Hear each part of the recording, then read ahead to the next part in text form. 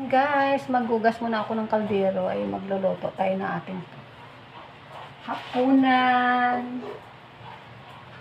Ihahanda ko lang yung lulutuin ko ngayong gabi.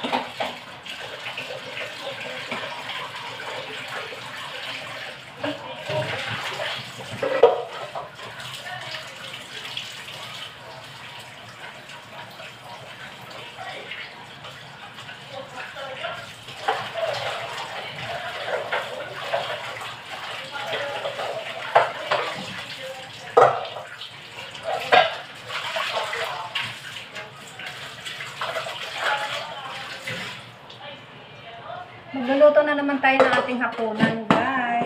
Saka magsasaing tayo. Ako'y maaga ako nagluluto dahil 6:30 kumakain na kami. Ayan ang aming menu ngayon. Mayroon na tayong malunggay at saka tanglad. Kamatis.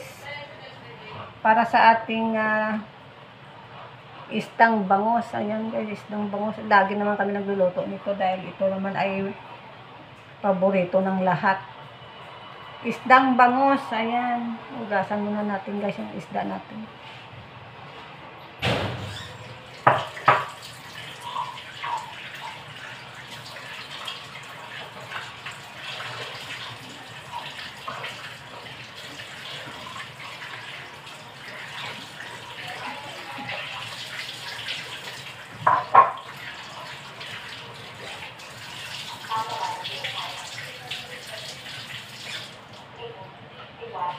Ayan, nalak ko.